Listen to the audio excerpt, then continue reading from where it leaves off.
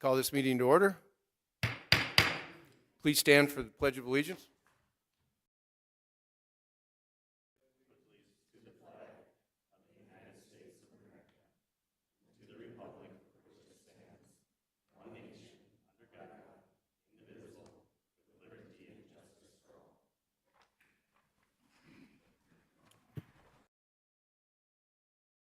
All council members are present, Mr. Mayor. Thank you. Item 3 is approval of agenda. Entertain a motion to approve the agenda. So moved. Second. Please call the roll. Duran. Aye. Niemeyer. Aye. Rasmussen. Aye. Specker. Aye. Tildenburn. Aye. Wendell. Aye. Avery. All right. Item 4, Community Child Care Collaborative efforts.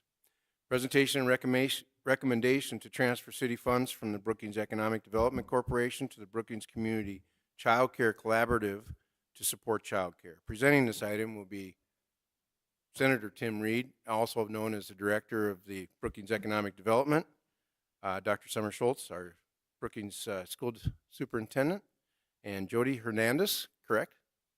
CEO and Boys Girl Club of the Northern Plains. Thank you, Mr. Mayor.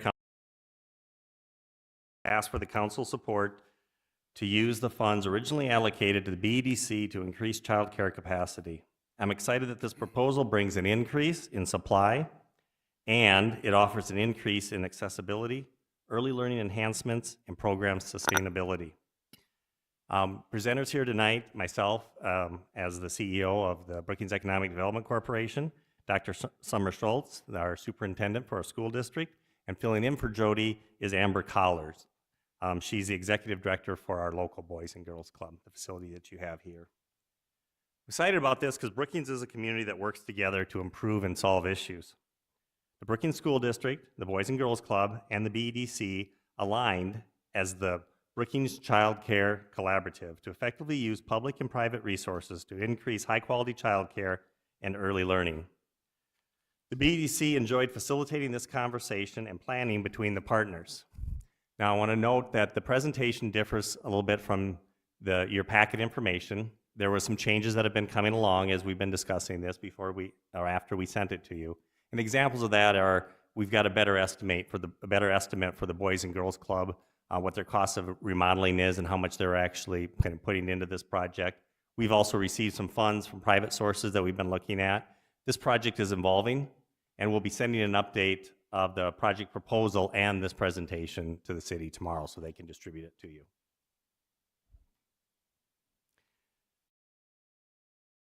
We're going to present to you. We're going to give an overview, just kind of give you a little bit of a background. It's been a while since I was in front of the council talking about our child care initiatives. Talk about the initiatives itself and the values that it brings to, the values that the support organizations, partnerships together bring.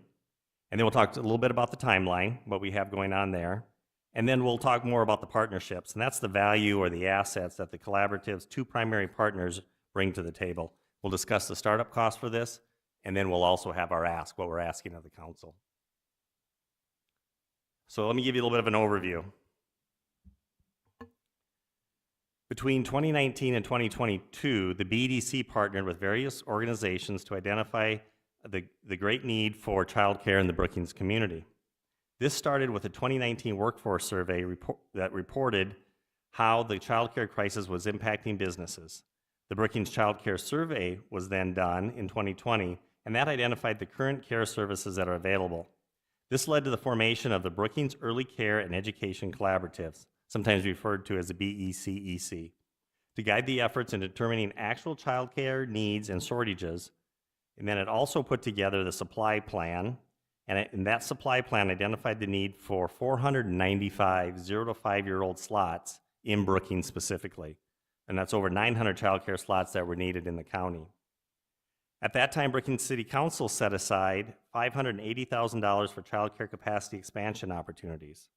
The following year, BEDC proposed an 80-slot childcare facility that included renovating an existing business space and establishing an unidentified entrepreneur to manage the care facility. It was also during this time the Brookings School District initiated plans to include early learning classrooms to the elementary school building projects. It was during this time the Brookings Child Care Collaborative formed in the early fall of 2023 to explore solutions that can leverage our community's unique opportunities. Through continued conversations, the BCCC identified a community-based solution where both the school district and the Boys and Girls Club will offer continuous care. And we'll talk a little bit more about that. It's going to be pretty important as we go through this. Continuous care for approximately 360 children in the 0 to 5-year-old range. That continuous care will be offered to parents from 6 a.m. to 6 p.m. Specifically, the Boys and Girls Club of Brookings will add 130 0 to 3 child slots. And if you remember, originally we thought that we could do 80 child care slots. And so this does increase the capacity. And the Brookings School District will incorporate early pre-K learning for up to 230 4 to 5-year-old children.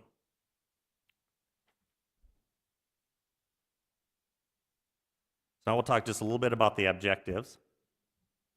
And we're going to get into more detail. That's with Dr. Schultz and Amber. But the Brookings Community Child Care Collaborative came together with the following objectives and goals that support a greater community goal and quality of care that will support our citizens of tomorrow. Starting with the continuous care that's going to be offered with the Boys and Girls Club and the Brookings School District that allows families to participate meaningfully in our community's workforce needs. I think that we're going to go back to that several times. We're talking 6 a.m. to 6 p.m. coverage, and that's something that parents have requested. Through Dr. Schultz and Amber, they're going to speak more about the importance of high-quality early learning, but I will speak to it at a high level. Businesses need to have their employees available during inclement weather and no school days. Parents then will not have to shuttle their kids between preschool and daycare providers. It's all going to be in one location. It's important to note that this adds early learning. We did not have that before with BEDC. There would have been some programming, but now the school district's involved in on this, and of course they're experts in curriculum and such. And so besides getting the child care slots we talked about, we're also going to get an improved early learning in Brookings. That gives us a lot of return on investment because those students will someday become our workforce, and that's very important. Plus, we're going to see better outcomes in the school when we have more children that have the ability to access early learning. So now we'll go on to the founding initiatives, and both Dr. Schultz and Amber will discuss these initiatives.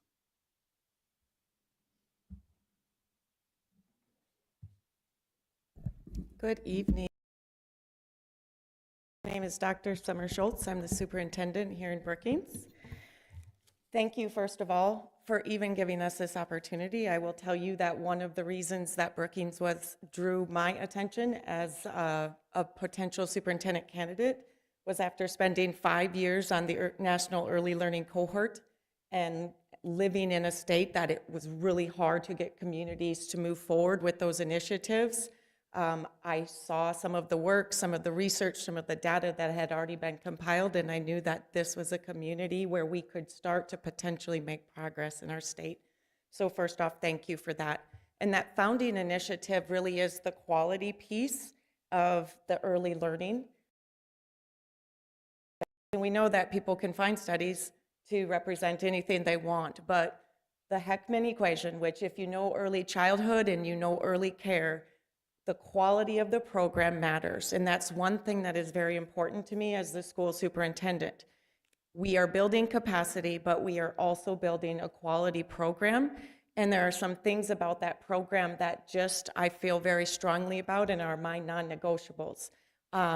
We continue to see students that are coming to kindergarten not ready to do school, and unfortunately their parents are not ready to be school parents. And the quality piece will change that for any of the students coming through. There will be a literacy component to make sure that our students are able to go through universal type screening so we can detect issues with their literacy capabilities long before they enter our educational system. We can get a head start on those behaviors. And all of that has to come from trained quality instructors, and that's why this program does cost more for us to run, but we have to get those individuals who are trained with our earliest learners in mind. And when those things go right, we know that there's increased productivity for students later in their education, but their parents are able to be productive work citizens in our community also. And so that quality piece is so important to me. Mr. Mayor and council members, my name is Amber Collars. I am the executive. I'm going to touch base on collaborating. At the Boys and Girls Club, I've been here for just about 2 years. When I first came, I noticed that we did not have the Boys and Girls Club should have.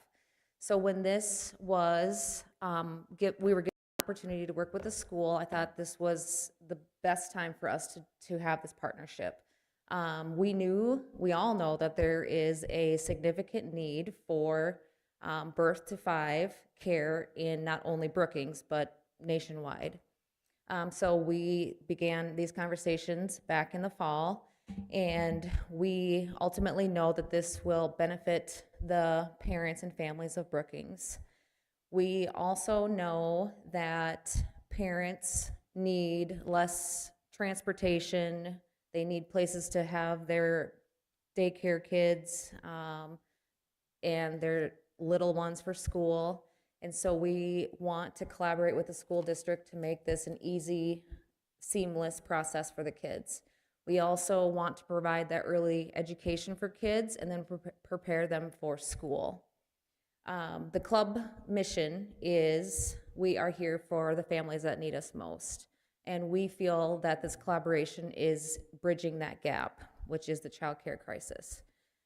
Safety, the Boys and Girls Club, one of our biggest priorities is safety. From background checks to our staff and volunteers to surveillance, our club we have secure facilities, we have surveillance cameras, we track our kiddos with club cards so we know where they're at, and we implement this whether we are a standalone site or if we are located within the schools.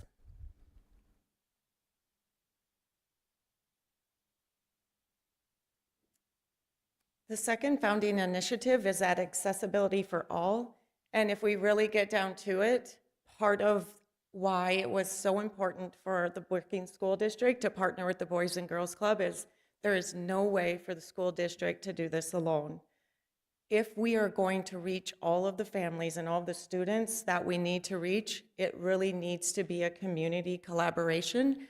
And again, after serving on national cohorts, I've seen this work, and it only works when the community is on board. And that's why we're here today, to really ask you for that help. In order to begin our preschool and the early learning and early care, it is fee-based at this time. We have also ensured, however, that all of the buildings will be licensed through the state in order for families who will be on child care subsidies. The families that are not on child care subsidies, we did create a sliding scale fee and allow them to use the free and reduced formula for the National Food Service to determine that sliding fee. But again, if the sliding fee is in place, that just means that the school or the Boys and Girls Club will be the ones initiating that fee then, or paying that fee when families aren't able to. But we do not want those barriers to education to continue with this program, which was why we began working together. The continuous care eliminates the barrier of transportation. We are also working with Brookings Behavioral Health. We would like to have social, emotional, and early child structured mental health services right in our campus. And so once those funds are available to us, we want families to be able to get that continuing mental health and social emotional care for their child while they are there being served by the Boys and Girls Club in the school district.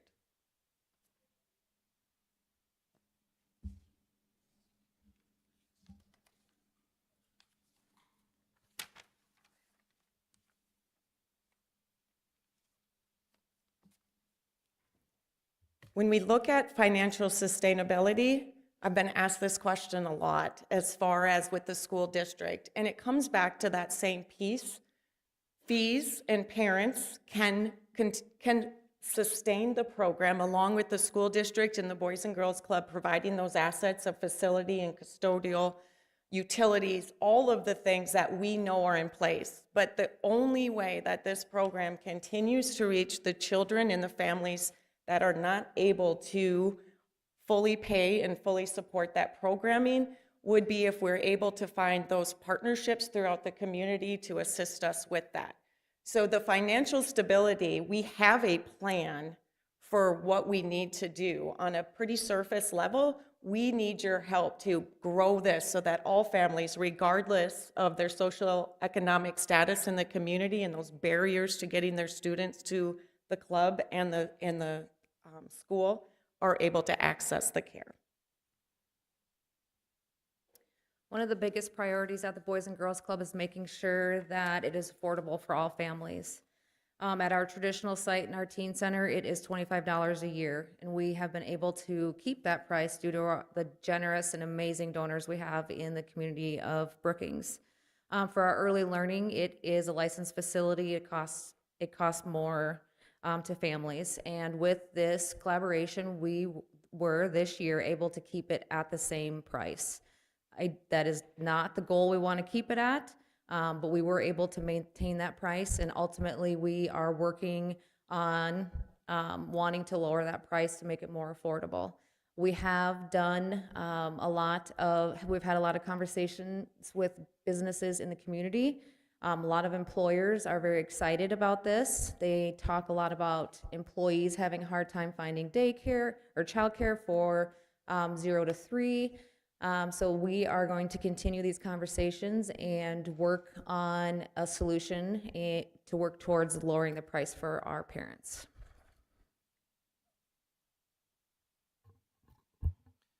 The proposed solution is truly a community collaborative effort that takes simultaneous growth to implement rapid expansion for childcare capacity in the Brookings area.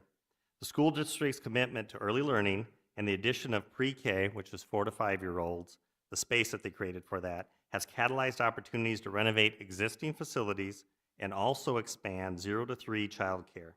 As you'll see in a minute, a large portion of the funds needed have already been identified to support the startup expenses associated with this project. This includes a GOED grant requiring those that were awarded us to expend funds prior to 2025, encouraging the following timeline. As you'll see here, in the fall of this coming fall of 2024, we will start to have the continuous on-site care through the school district, having pre-K plus the 6 a.m. to 6 p.m. Through the school district. The Boys and Girls Club will continue on with their preschool for 3-year-olds. In the winter of 2024, we'll begin the renovations of the Boys and Girls Club, and this will set us up so we can have care from birth to 2. And so there will be childcare available, an expansion of childcare available for those under 2 years old.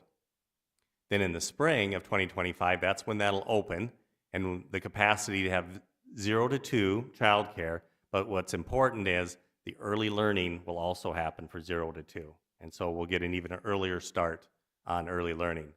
And then in the summer of 2025, that's when we'll have the continuum of care for 0 to 5. So why this proposal? The collaborative has made great strides in a short time to assist with the overall needs for childcare in the Brookings community. We have the facilities, a passion for quality early learning that supports continuous care from both a logistics and generational perspective. But we don't have it all figured out. We need the support of the city and the community. Because the cost of childcare is high, $5,000 per child per year, the value or risk, depending on how you look at it, is also high in what the partnerships bring.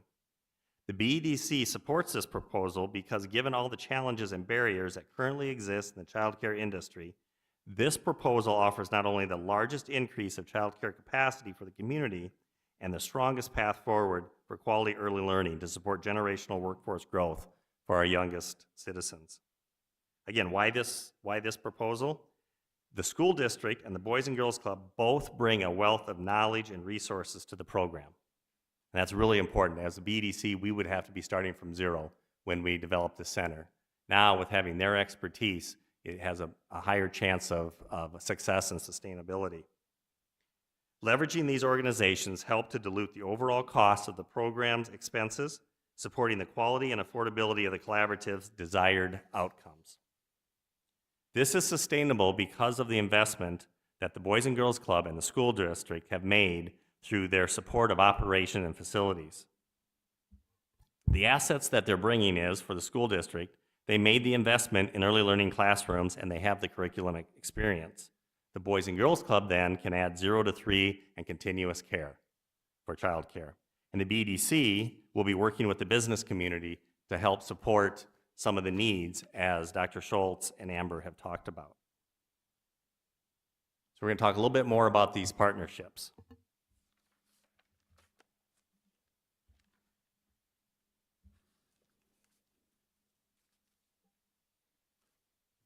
As we look at those partnerships, we both touched base a little bit about some of the pieces that we feel make the program's quality.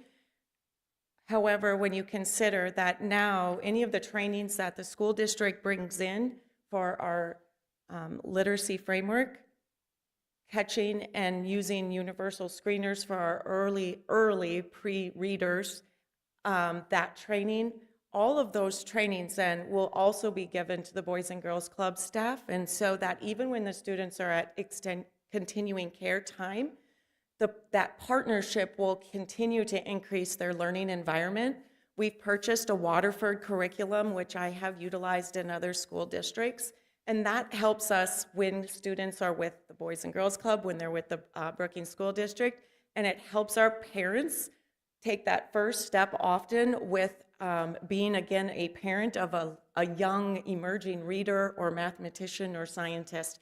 And that was one of the things we put in right away in the original piece. And so that curriculum is already in place. We have some partnerships with the SDSU that we are working on right now. Dr. Crawford from SDSU School of Design, she engaged with us, and now we have the SDSU architect and landscape, some of their staff who gave up their summer to volunteer time. They're out in the early learning, outdoor learning discovery areas.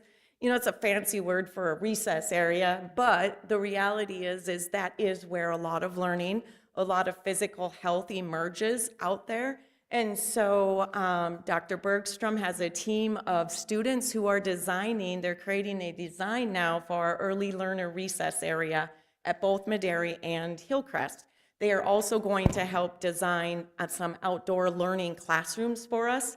And again, that just took one call to SDSU to say, we have this going on, would you like to partner? And they heard early learning, early care, eliminating barriers, how can we help? And so we have had just immense contributions from people like that are helping us build this kind of neat program that I think our whole community will be really proud of.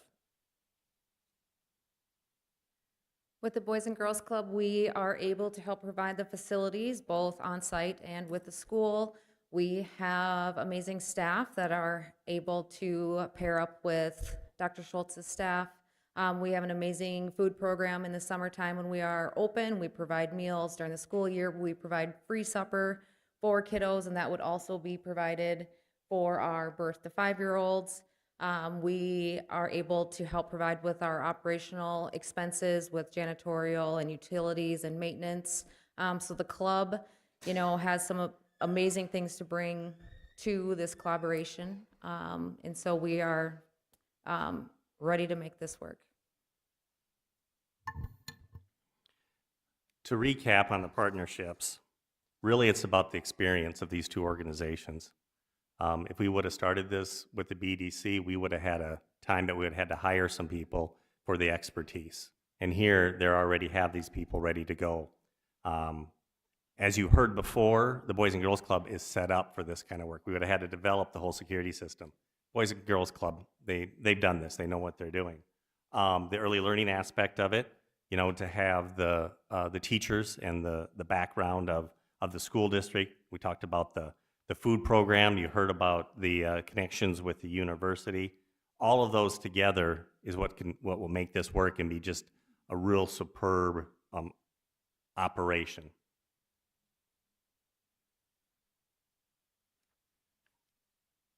On to the startup funds. Total for the project is over $8 million, $8.6 million. We already have identified $8.2 million in potential funds for this. Now, we still have about $330,000 in funds that are still needed, and I'll talk through that a little bit. Now, that $8.6 million for startup includes remodeling and construction that's already happened through the school district. It's taking into account that the Boys and Girls Club already have the facility. They will need to do some remodeling so they can handle the 0 to 2 children, but the facility's already there. They're bringing that to the table on this. For the school district, should I get this correct? The early learning wings that they put in cost $4.65 million. The Boys and Girls Club has $2 million in facilities, plus there will be improvements that will be made. We received a $450,000 grant from the Governor's Office of Economic Development for this, and by the way, we received the maximum amount when we applied for it because they liked the program that we'd put together. There's already been $150,000 in miscellaneous grants from organizations. We're talking to you today about the city funds that will help accomplish this. And then we will approach Vision Brookings for the remaining funds, which could be between $300,000 and $350,000.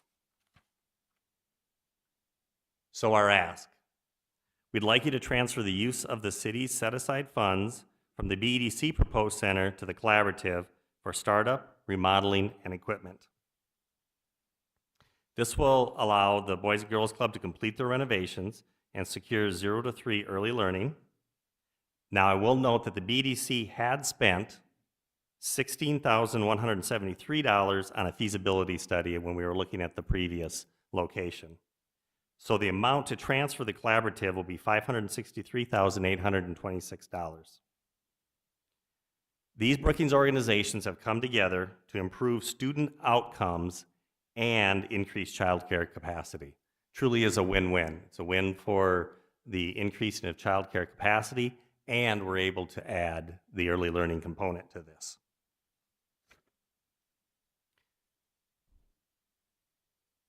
With this, I'd like to thank you for your time, and we can stand by for questions. All right, thank you. Nice presentation. Any public comments, questions on this? Council have any comments, questions? Councilmember Dern. Thank you, Mayor. First, project coming to fruition and that you are modeling this mindset of that it's for the community, by the community through this collaboration, because it is going to take a lot of partnerships. So I want to thank you for the work that you've done on this. I do have a few questions. One is with staffing, I saw that there was a development director and then a trauma-informed counselor, and I wondered with those admin staff as well as funding in general that you may gather with this development director, is that going to be under a new 501c3 that this collaborative would create, or is it going to be housed under one of your organizations? Thank you for the question. Right now, we had considered creating that new entity, and we didn't for now. And so that is where some of this has evolved and changed. And when we considered the director to begin with, if you imagine, we also have 50 to 60 early childhood special ed students that are currently being served at the Brookings School District that will also be partaking in these early learning activities and classrooms. And so the director, right now, we have advertised it as a 1 year being paid for by the collaborative, although the school district will hold that contract and we will invoice the collaborative for it, because that is not something that was in our preliminary budget as the school district. Now, the mental health and the trauma-informed care, we are continually looking for opportunities for additional funding for that, and that's where these types of conversations allow us to get that extra. So right now, we don't have a plan on which one of us would hold that contract, but it would either be the school district or the Boys and Girls Club at this time. And I think we'll continue to evaluate this as we move along. It may be a separate 401c3. We're going to start to take a look at what's the best way of doing this. But again, already the Boys and Girls Club and the school district have the resources to manage the people. Sure, thank you. And then I also wondered about the need for childcare slots. That 495 number was also used in the 2022 presentation. So I think it's interesting that it's the same number 2 years later. Is that because of a birth rate decline, or just kind of how you gathered that information? We're using the same report to stay consistent. So it's the previous report that we're using for this also. Okay, thank you. And then one more question, if that's okay. Okay. So my final question is, when we allocated the ARPA funding in 2022, 500,000 was for a building and 80,000 was for a coordinator to do licensing and childcare access. I was wondering if you could provide context of the project around that staff member and if that need still exists in the community, just discussions around that. Yeah, that became problematic to complete. The funding for it and that it wouldn't be a continuous position was causing us some issues with it. And so when this project came along, kind of backed off of that, just because we need some continuous resources, that we've talked about here. And so if we want to return to it, there are some communities, and this is from my statewide knowledge, that are looking at trying to find more in-home childcare to be accomplished, but it's cost a lot more than the amount of funds that we originally had allocated. Sure. And my comment to that is I would be interested in furthering pursuing those conversations because I do see the need as was expressed in 2022. So I would hope that through this collaborative or other organizations that we continue that. It's a very good point, and we do hope this collaborative in the future will help expand how childcare is delivered through the whole continuum of work, the whole care that we have, whether it be home-based or center-based. And so those conversations will continue. It's a very good point. Thank you. Councilmember. Bree asked the question. All right. Thank you for the wonderful presentation. First of all, I just want to say that I think that the collaborative work that's happening amongst the various entities here is really inspiring, and I think it's a really wonderful direction to go in because the impact, I think, is going to be greater than any one organization is able to do on their own. And so I commend you all for the partnership that you've created here and really appreciate that work's being done. My questions revolve a little bit around the pricing for this, and you touched on all this, so it's more clarification and making sure I'm understanding it correctly. But you had mentioned that currently it's $25 a year for families to be part of the club. Was that also the price that you're hoping to charge for these services, or is that pricing different? Nope, that price is different, sorry. So for our early learning for this, it is $750. So for the preschool and then for the club care, it would be $750. And is that for a year? Is that monthly? Is Monthly. That monthly? Okay. Yes. And as a parent to young kids, I would say that is not out of line when it comes to pricing. So is that the number that would be based on a sliding scale as well? I can answer that. So for the school-based part, families will enroll and register their child separately if they want the early learning piece or if they want the extended continuing care piece. And so for the school district, it is $500 per month for the full day pre-K program. And then from there, there's two qualifications for them to be considered for the scholarship. And the first is that they have tried and been denied the child care subsidy through the state. And then from there, the same way we utilize the free and reduced application, which is a national program, we will use that. And so when families apply for that, if they are granted a reduced status, then there will be a fee for that is comparable to that. and if they are considered in the qualifications for free, reduced or free, then there's a different sliding scale. And that's where that piece is hard for us, because right now, the funding for the teachers is on those fees, the registration fees. And so to hit the students that are unable to do that, we know we need that sliding scale, but then that means as the school district, we'll have to figure that out for paying the teacher. But that's what we're basing it on, is that current, we do that in different activities and things throughout the school too, just because the formula is created by someone much smarter than I am in the world of economics, and so that's what we're using. I do appreciate the mindfulness of making it affordable for families, so thank you for approaching it in that way. The last question I have actually deals with the partnership that you are developing with SDSU. Again, another great partner in all of this work. You've mentioned the architecture program. The packet that we received mentioned partnerships with the College of Education and Human Sciences. As you are exploring ways to approach the mental health piece, has there been any collaboration with the college and their programming around counseling and especially knowing that they offer play therapy training for some of their counselors? Yes. You know, ironically, before I came today, I found an old proposal that I had wrote even before Dean Ortlib had come in, asking for 2 areas of potential partnership, and one was the mental health for our earliest learners, really knowing it's throughout our school district, but with the new programs coming to SDSU, and I just felt there were some good opportunities. All of our early learning classrooms also have been built with observation windows and places that parents can come watch, but it is a prime place for us to connect with SDSU or any university, but really we want to work with, you know, those right here in our back door, especially as they're developing their criteria for curriculum and degrees.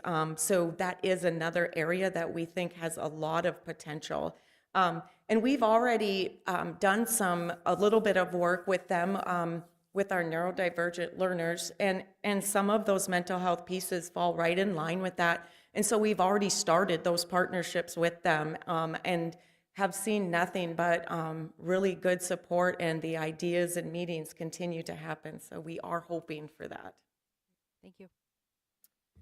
Any other We questions? work we work very closely with local mental health, and speaking from parents' perspectives, they appreciate the same person coming in to the club and that can meet them in the school, in the club consistently, and that is what we have found that has worked best, the consistency. Any other questions, comments? Paul, you have a comment?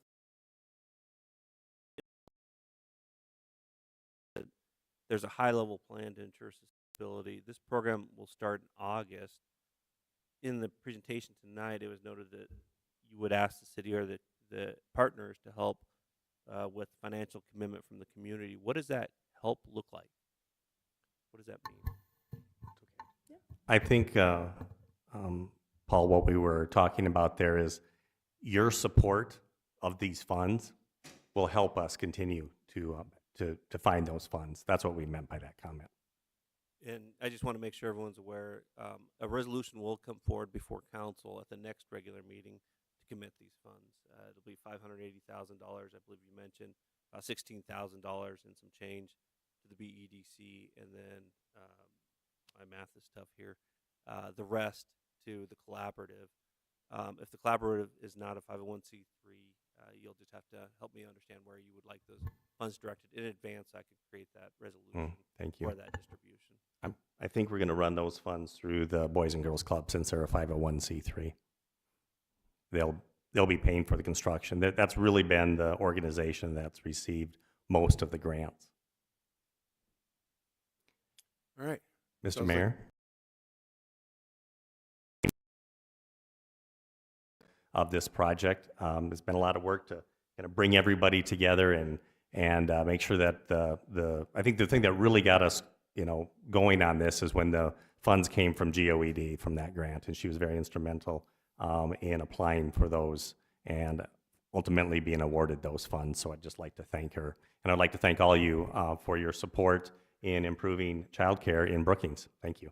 All right, excellent presentation. Said it'll be on a future agenda evening. Okay, let's take about a 5-minute recess and then we'll start the regular meeting.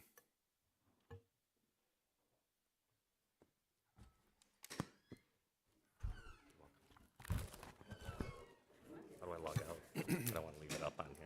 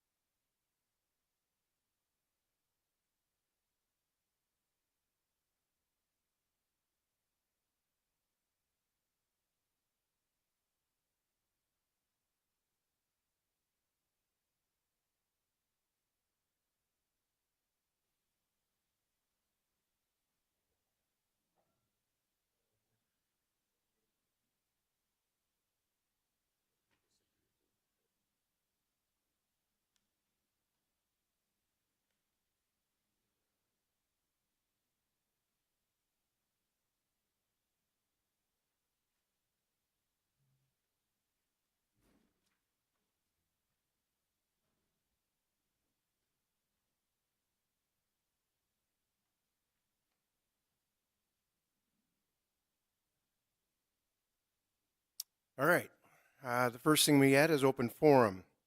In order to provide equal access to all during the open forum, each member offering comments during the open forum shall not exceed the allotted 3-minute period. Your time to comment has expired when the red light appears on the podium. No further comments can be made by a member speaking during the open forum after the red light appears. That being said, is there any member of the public who wishes to address the council on an item not on tonight's agenda? Please come forward, state your name and address.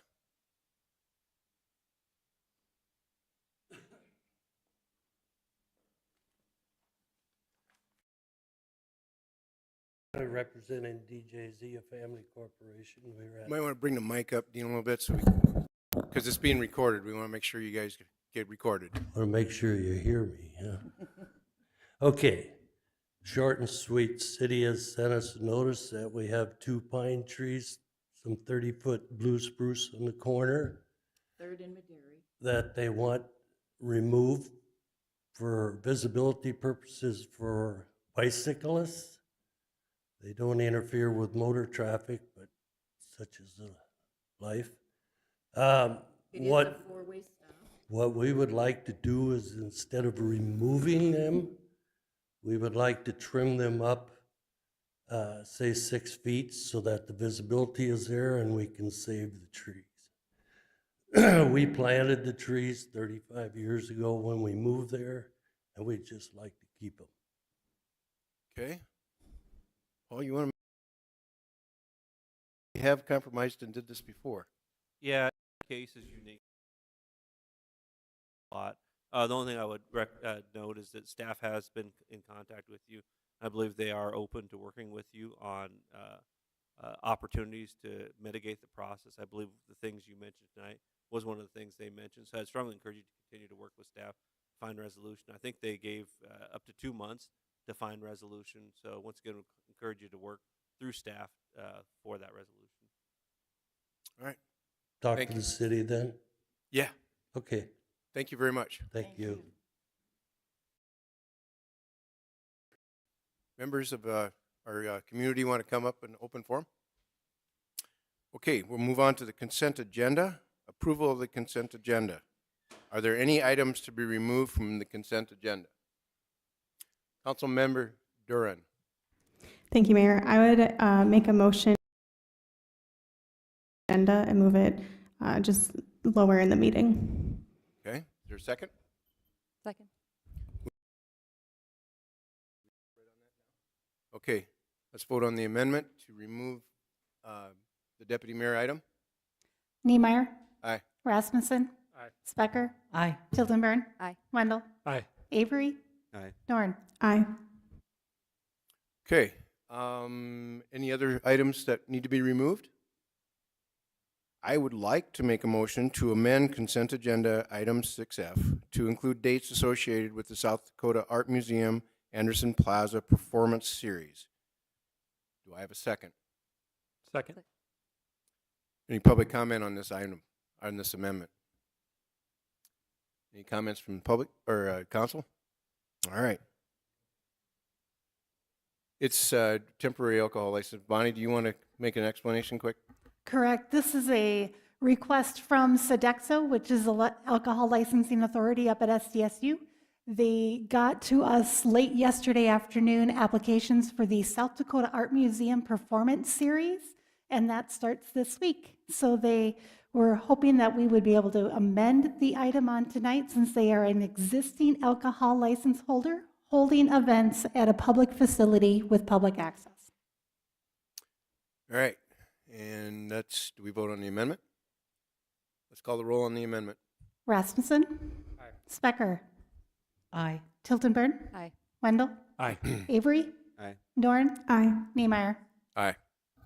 All right. Entertain a motion to approve the consent agenda as said now. So moved. Second. Any public comment on the consent agenda? Council members, any comments, questions? Please call the roll. Specker. Aye. Tildenburn. Aye. Wendell. Aye. Avery. Aye. Dorn. Aye. Niemeyer. Aye. Rasmussen. The deputy mayor thing, I'm going to put in the slot for 7C. Okay. Presentation. Cole Sartell and Lawrence Samatny, would you please come up to the mic with me?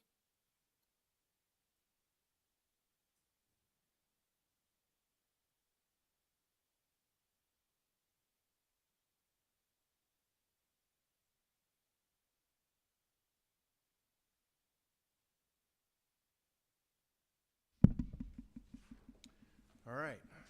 Mayoral proclamation. Whereas June is celebrated as Lesbian, Gay, Bi, Spirit Pride Month across the United States, and whereas Pride Month celebrates everyone's right to live without fear of prejudice based on sexual orientation or gender identity, and whereas the LGBTQ2S+ community includes our neighbors, friends, and family members, and whereas the City of Brookings' vision is to be a welcoming and inclusive community where all can bring your dreams, and whereas the City of Brookings has received a perfect score of 100 on the Human Rights Campaign Municipal Equality Index, the largest LGBTQ2S+ civil rights organization in the U.S., for 6 years in a row. And whereas these entities in Brookings have been working tirelessly for LGBTQ2S+ awareness and equality, Human Rights Commission, Brookings PFLAG, Brookings Public Library, Brookings Art Council, and Brookings Pride. And whereas the Brookings community will be celebrating Pride on June 22nd at Pioneer Park. Now therefore be it resolved that I, O.K.G. Niemeyer, Mayor of the City of Brookings, do hereby proclaim June 2024 as LGBTQ2S+ Pride Month. And Lawrence, it's Cole, if you've got a few words, here you got. Thank you. Just like to take this moment to extend an invitation to the community to our yearly Pride event. It's aiming to be quite bigger than last year. Last year we had 23 vendors. This year we're going to have around 50. A lot of organizations from the community and home crafts and stuff like hot sauce. So if you like hot sauce, we'll have a hot sauce booth there. We'll have a professional DJ this year playing some great music, and we'll have 5 performers and a handful of speakers, and the mayor will be there that morning as well. And so we'll just take this as an opportunity to thank the community for their support in these endeavors over the year and for making it a great experience for everybody that shows up year after year.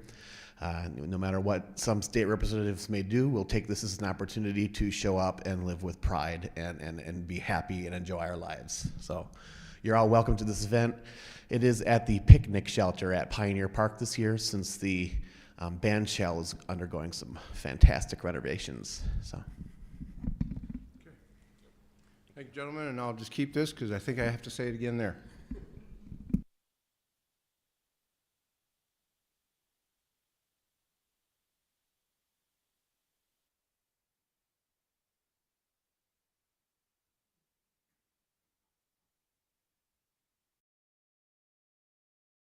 B, ex officio reports.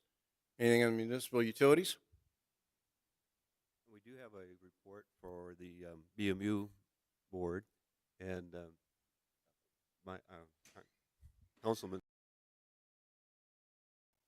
Zeno got to take a tour of the new water treatment plant on Monday, so we all put on our hard hats and our high visibility vests, and we're treated to a real good tour of the facility by staff of BMU and some of the engineering staff there, and explain the how the whole system would work.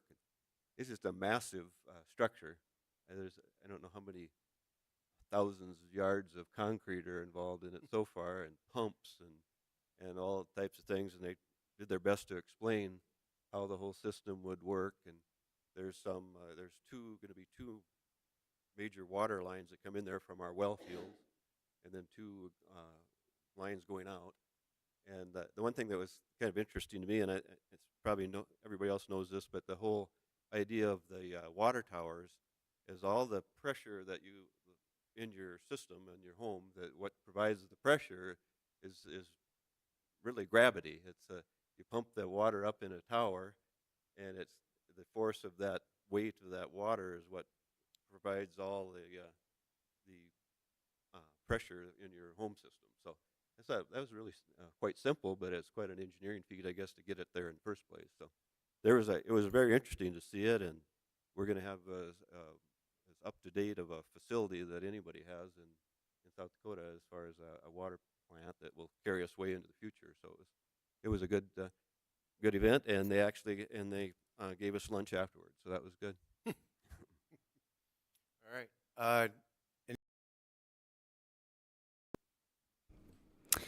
There was no health system reported. We do have our next few Coffee with Council scheduled. We will be at the Farmers Market on June 15th, July 20th for the first part of Brookings Bonanza, and August 24th for School Move-In Weekend. All right. So, Deputy Mayor, I would like to make a motion to nominate Nick Wendell to be Deputy Mayor again. Do I have a second? Second.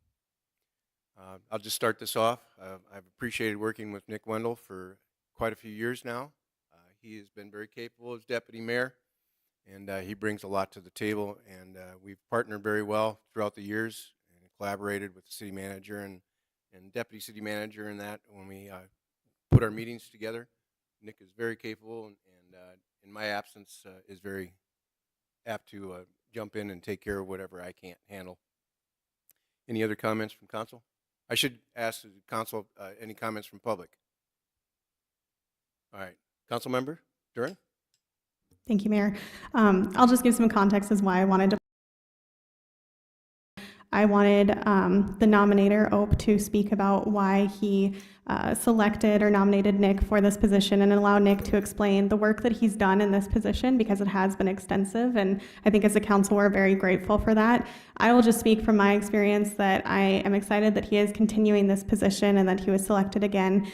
I really do appreciate when I came on from council as a new member, the vision and mentorship that Nick has provided to me, and I continue to look at that leadership throughout my duration on council, so I am excited that he continues to be our deputy mayor and just wanted to bring a little bit more discussion around the work that he does. Any other comments, questions? Please call the roll. Tilden Burn, Aye. Wendell, Abstain.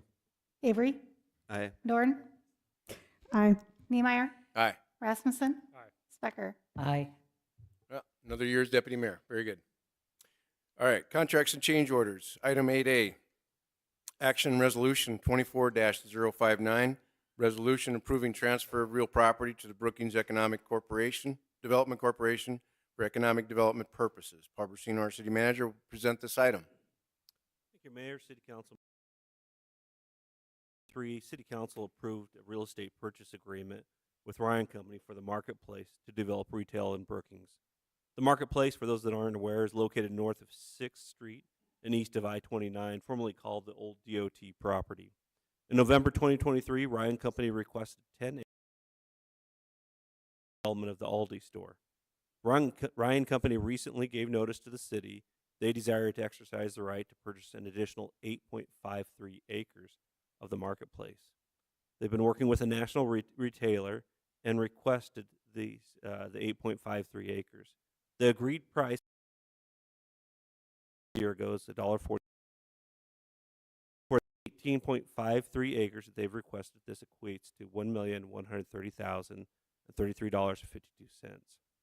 In total, in total, Ryan Company will have requested 18.53 acres of the 26 acres if the resolution is approved tonight. There is additional land remaining that Ryan Company can request, which means additional monies will come to the city. Brookings Economic Development Corporation will be responsible for transferring the property to Ryan Company and the national retailer. The request tonight is for an additional 8.53 acres. So once again, total 18.53. There is an NDA agreement that does not allow staff or council to convey publicly the name of the anchor tenant. However, Ryan Company has stated that the company is a national big box retailer. They provide general merchandise and some food. The store anticipated size is 125,000 square feet. The national retailer wants to open in 2026. And I will note this is not an existing retailer here in Brookings. The retailer's name was conveyed to City Council, and some council members have met with their corporate representatives. I'll also note that the approval of the resolution and the new anchor will not impact the project with Aldi as well. Staff does recommend approval of the resolution as presented. All right, thanks, Paul. Entertain a motion to approve. So moved. Second. Second. Been moved and seconded. Is there any public discussion on this item? Close public discussion. Is there any comments, questions from council? Steve, you want to make a comment? Just a quick comment that the exact acreage might be within 1 acre of the 18.53, so that's still being fine-tuned, but it'll be very close to the 18.53, but could be possibly 1 acre less than that at the present time. All right. This is welcome news. We almost got this whole place taken care of. Please call the roll. Wendell, Aye. Avery, Aye. Dorn, Aye. Niemeyer, Aye. Rasmussen, Aye. Specker, Aye. Tilton Burn. Aye. All right. Item 8B, action to approve an amendment to tax increment district number 8 developer agreement. Mike Struck, our community development director, will present this item. Thank you. The item before you tonight is an amendment to the tax increment financing development agreement. We're kind of going back in time. It was set up that there was certain price point limitations with the development. There was 42 lots that were set aside for some of our affordable housing partners and Habitat for Humanity and ICAP. There's 10 lots that neither ICAP nor Habitat could develop or had the ability to develop. They could allow the private market to do that, but the price points of the lot and the home combined could not exceed, at the original time, was 80% of the first-time home buyers program. We amended it, and at the time, the council capped it at a maximum price point of $245,000. Well, as you're all aware, in today's construction industry with rising prices and labor costs and such, it's posed challenges to some of our partners to be able to provide a housing in that price point. So the request is to go back to the 80% of the first-time home buyers program, which currently is at $385,000 for Brookings County. So 80% of that is what the price points would be capped at.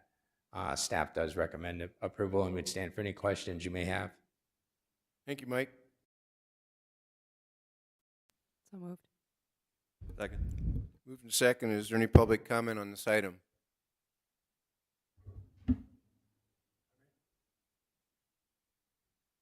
Mayor and Jones, president of the Brookings Area Habitat for Humanity, and we're finding out that the cost of just building now is getting prohibitive to be able to be on these lots when they're restricted to 245.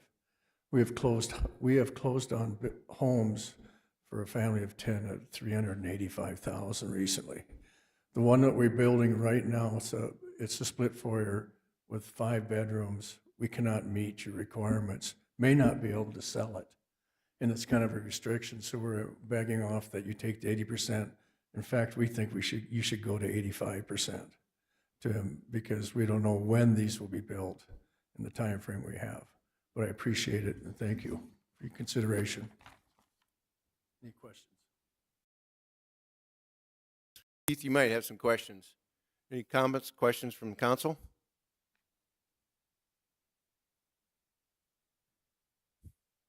So Keith, what you're saying is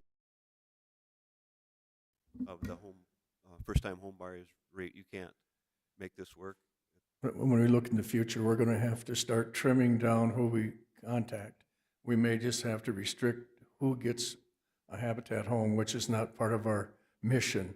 And if we change our mission, we just kind of have to look at a smaller home and probably cut out the larger families, which is possible, and that's just a choice we have to make as a board, and I really wouldn't like to do that. So if we move it up now, I think you just have one less step down the future to getting it up to like 340 or something. Keith, is there a required minimum square foot development? Yeah, there is, and there's It's a very beautiful looking area with the ICAP folks around. Right. And I see why that is. I have it on River Run where I'm at.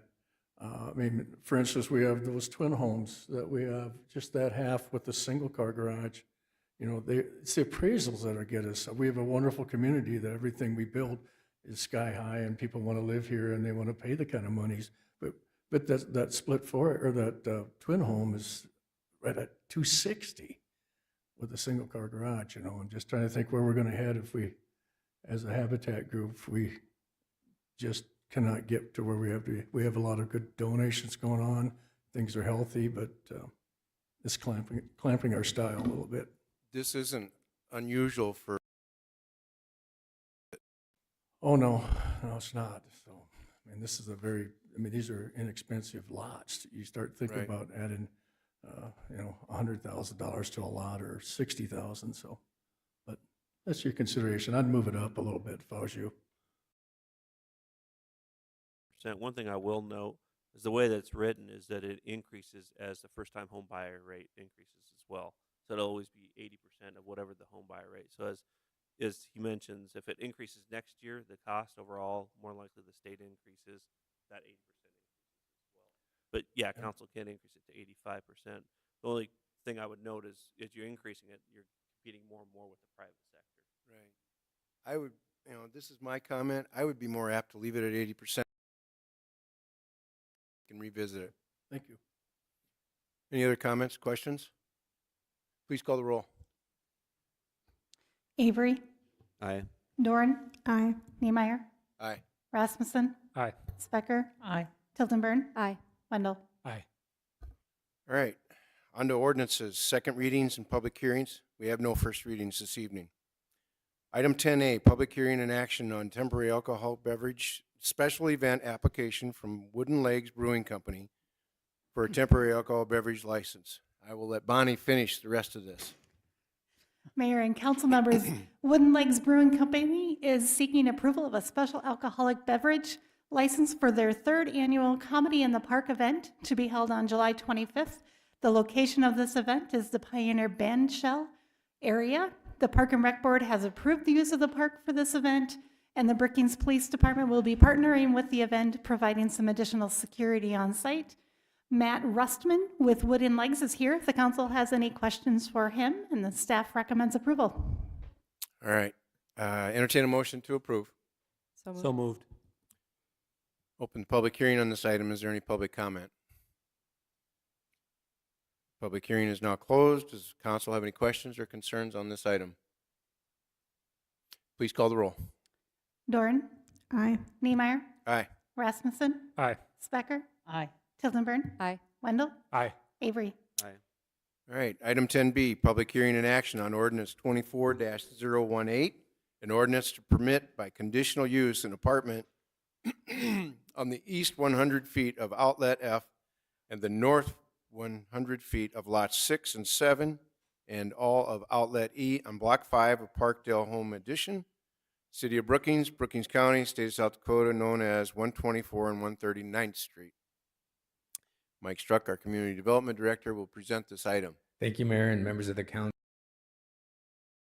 Before you tonight is a conditional use to establish an apartment in Residence R2 zoning district. The proposed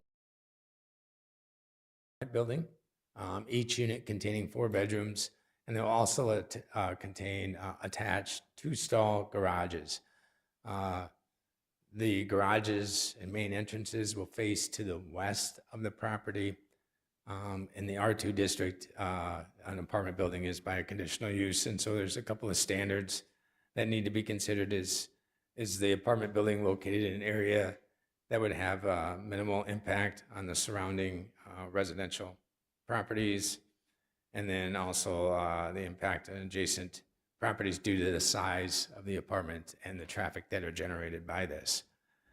This is a conditional use that was approved a little over a year ago, but as part of our conditional use standards is if you don't make any improvement within 1 year, it expires, and so they're back asking for a renewal. And this does come to you as an 8-to-1 recommendation from the Planning Commission, and the Development Review Team has reviewed this request and provides their recommendation of approval as well. I'd stand for any questions you may have. Thanks, Mike. Entertain a motion to approve. So moved. Second. Is there any public comment on this item? Seeing none, does the council have any questions, comments? Councilmember Duran. Thank you, Mayor. I just have a clarifying question of the includes the DRT recommendations with approval, correct? As stated in the memo. Approval with the following conditions of drainage measures. I just want to make sure that that is in the motion. That's a standard practice of staff when an issue like this would come up prior to the issuance of a building permit. We would want to review and make sure that they're handling the on-site drainage appropriately and not pushing it off onto their adjacent properties. Any other comments, questions? Niemeyer. Aye. Rasmussen. Aye. Specker. Aye. Tiltonburn. Aye. Wendell. Aye. Avery. Aye. Dorn. Aye. All right, item 10C, public hearing and action on ordinance 24-019, an ordinance to permit by conditional use a telecommunications tower on lots 11 and 12 in Block 1 of Hillcrest Edition, also known as 1461 6th Street. Mike will also present this item. Thank you, Mayor and members of the council. This would be the lot immediately Smoothie, or as some of us like to refer to it as the old Zesto, over on Jackrabbit Avenue. Brookings Municipal Utilities is proposing to construct a telecommunications tower on this particular site. The intent is to move the antennas and carriers from the tower on the 6th Street location, our water tower site, over to this location, and then they'd be able to take that water tower out of service and take it down. As part of the conditional use process, they are providing fencing around the perimeter of the buildings and towers, but they meet the setback requirements from Jackrabbit Avenue. And then they're also off the alley an appropriate distance so that on the north end of this site, off the alley, there's parking that would be available. They're providing the adequate landscaping along Jackrabbit Avenue, and as well as doing some screening with some natural vegetation as well. This does come to you as a unanimous recommendation from the Planning Commission, and the Development Review Team recommends approval as well. I'd stand for any questions you may have. Thank you, Mike. Entertain a motion to approve. So moved. So move. Open public hearing on this item. Is there any public comment? Public hearing closed. Does the council have any questions, comments?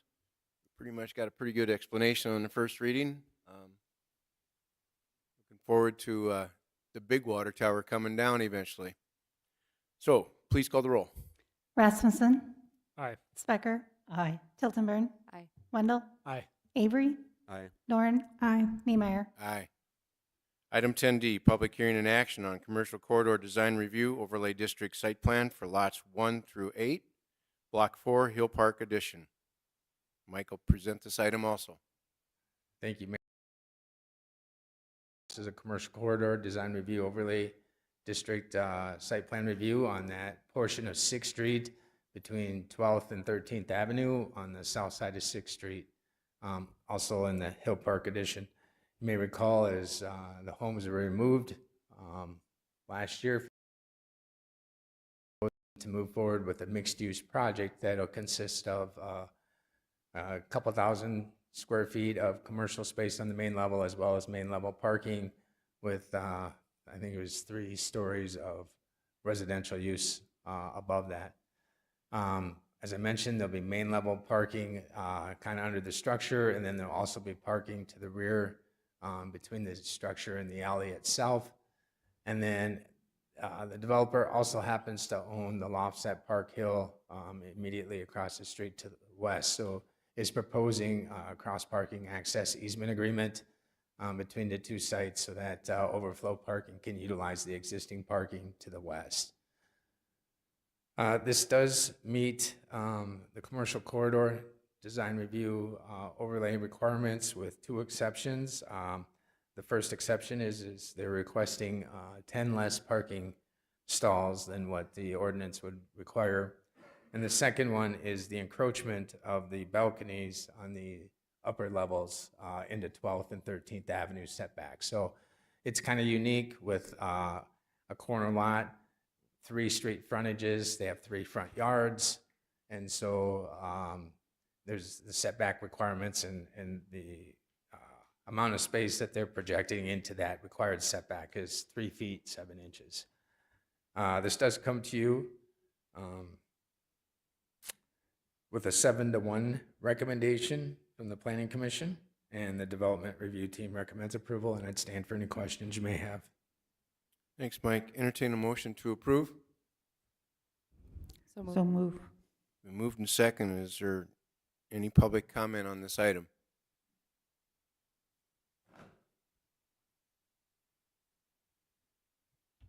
I'm Jay Larson and live at 1347 Fifth Street. I'm a visitor here and haven't had any wins yet, but I keep on trying. And I'm just here about the parking issue.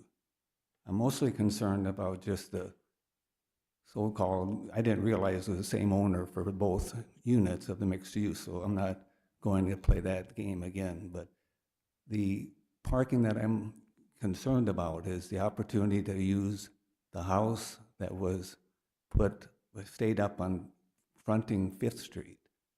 And Mayor Niemeyer had said that not to use that in the park lofts at Park Hill. And I'm always concerned about further infringement on Fifth Street, a totally residential area, although quite a bit is student use. And then the second concern I have is just the automatic, it appears, exception that something is proposed and there's always a variance connected with that proposal. And that's pretty been frequent in the issues that I've seen on this corridor on 6th Street. And I had sent a letter out, and I don't know if you received that or not, I presume you did. So my comments are also included in that letter. Thank you for your comments.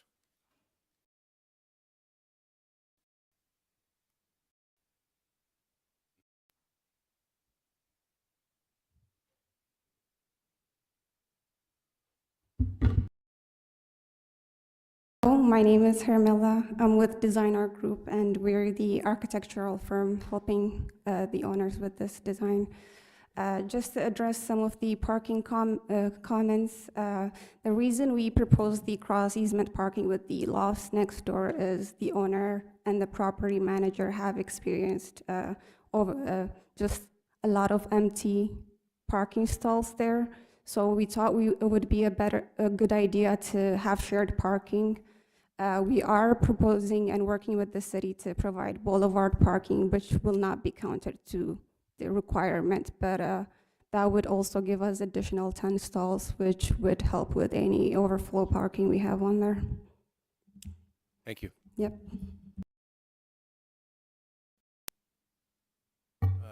Any other comments, maybe from the owner, or maybe not?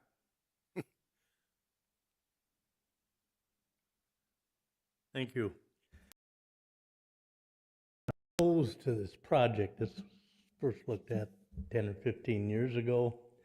I'm not opposed to the basic concept. I'm a little concerned about the parking, as probably Jay is.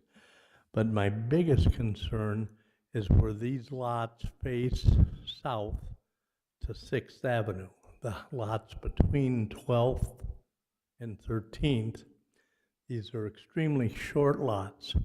When they get this 100 by 100 parking lot in there, this will leave 2 or 3 of those lots just 100 feet deep, 110, and I think 4 of them or 3 of them are 130.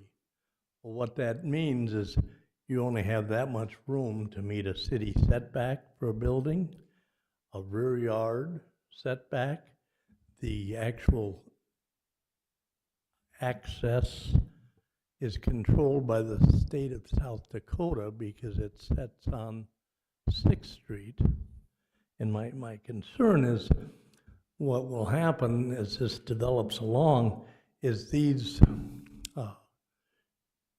lots will be so short, they'll be somewhat unusable because you don't have the depth to meet the setback in the rear yard.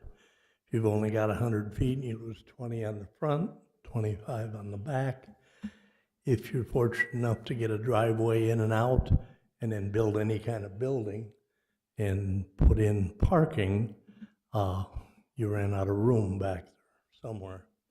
But that's again, I'm not opposed to the project. I just think the way this 100-foot parking lot is putting in there because of its location really puts the squeeze on 6 lots that are on 6th Street that in theory should be developed sometime in the future as commercial, but they're going to be cut off. Probably they're only going to be 2/3 of the size of a normal lot. So that's probably my biggest concern is not the buildings, not the buildings across the street, but you're really not doing a very good job of leaving the lots from 12th Avenue to 13th or Campanile. And it's an area of about 350 feet, which are all short lots because of, well, their first use was residential. And when this parking lot goes in there, the ability to build will get very limited. Thank you. Any questions? Thank you for your comments. Questions or comments for Mike? Mr. Mayor, Go ahead. I just want to clarify with Mr. McClemens. I think you may have been discussing the next item on the agenda Okay, inadvertently. I'll come back. Okay, I just want to make sure I was following. Thank you. Any other? Any questions, comments on this item? Councilmember Tilton Burn. I was just curious, there was the mention with the adjacent building. In this proposal, will that house lot now be a parking lot? No, so on the original lots at Park Hill down at the corner of 5th Street and 12th Avenue, there was a house that the developers acquired, and the original proposal showed it as potential future parking if needed. They did not want to remove it at the time, and so council agreed at that time is it's there. If the parking dictates that it's needed, it could be removed. I've walked the neighborhood.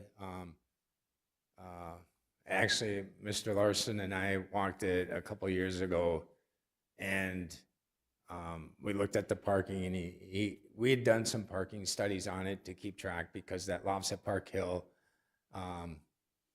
we weren't seeing the occupancy.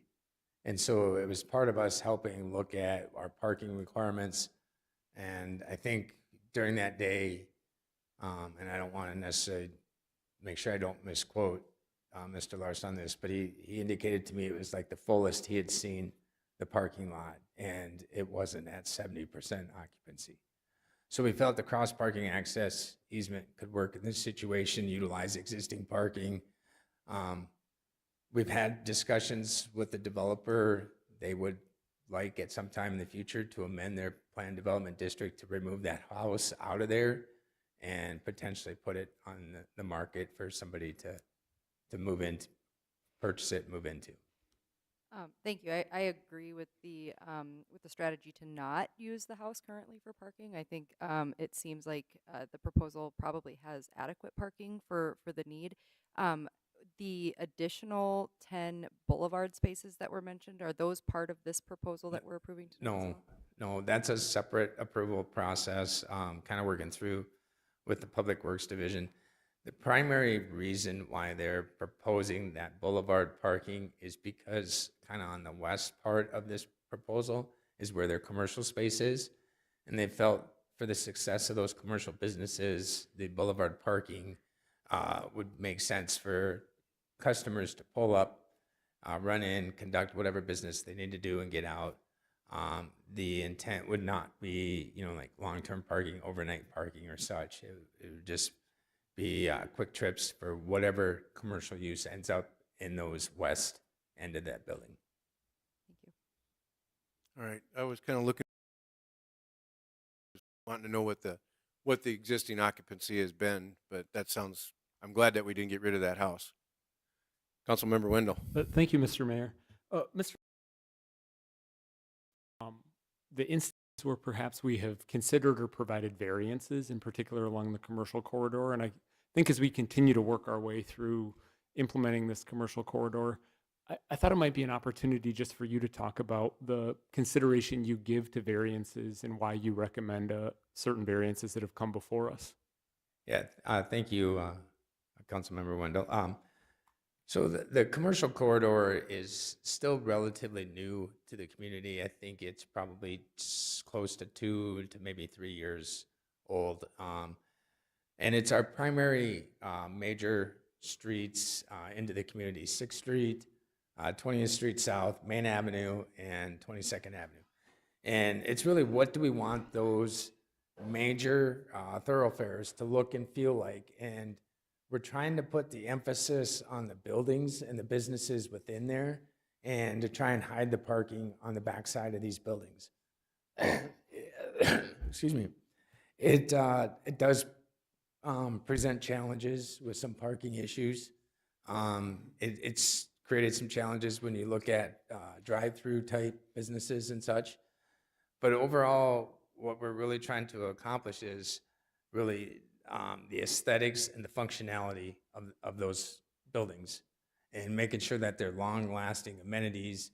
And with those additional design criteria, we're okay to maybe allow some of these variances because we're achieving an overall better design along those major corridors and emphasizing the buildings and the businesses rather than some of our older, more traditional techniques where it's a sea of asphalt and the focus is on the automobile. So we're trying to bring the buildings closer to the street, encourage more pedestrian bicycle interaction within the neighborhoods, kind of hide or screen the parking on the rear sides of the buildings.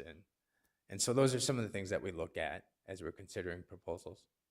Thanks for that context. I think that's helpful as we consider variances and as the public's trying to follow along. All right, any other comments? Roll. Oh, please.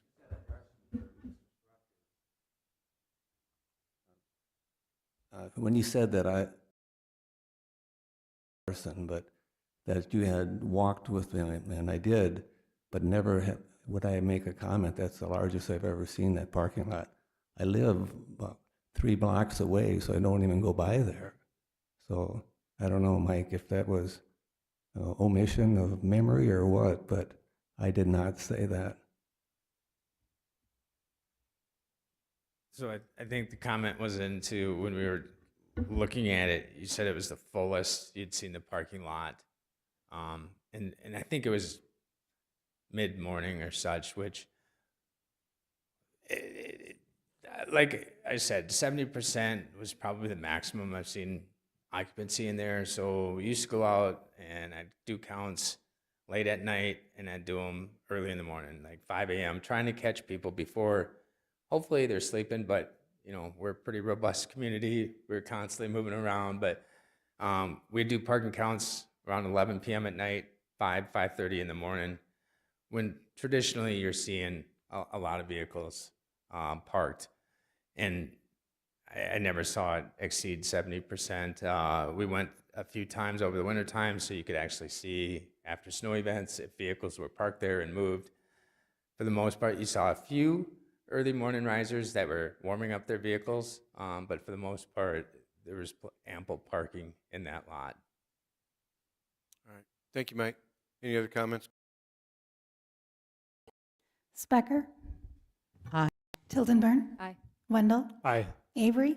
Aye. Doran? Aye. Niemeyer? Aye. Rasmussen? Aye. Okay. Item 10E, public hearing on action on ordinance 24-017, an ordinance to rezone 615, 618, 622, 626, and 628 Campanile Avenue and 1310 7th Street from residential R2 to two-family district to a planned development district with residence R3 apartment underlying district. Mike Struck, our Community Development Director, will present this item. The action before you tonight is ordinance 24-017, which is a rezoning from the current residence R2 two-family district to a planned development district with an underlying residence R3 apartment zoning district. This project is Star Building on Campanile Avenue. Consists of approximately 5 homes on the east side of Campanile and then 1 home on the west side of Campanile. And part of the reason for the planned development district rezoning request is they want to tie the two areas together with the area on the west side serving as a parking lot to accommodate the proposed project on the east side. So this is part of the urban strategy area within our comprehensive plan. It is supportive of a rezoning for a redevelopment opportunity in this particular area. And it does come to you with an 8-to-1 recommendation from the Planning Commission, and the Development Review Team recommends the approval of the rezone. I would like to reiterate at this particular time, we're talking about the rezone only. If the rezone is approved, the next action item is the initial development plan that kind of shows what is being proposed on the property if the rezone is approved. With that, I'd stand for any questions you may have. Thank you, Mike. Entertain a motion to approve. So moved. Second. Moved and second. Is there any public comment on this item?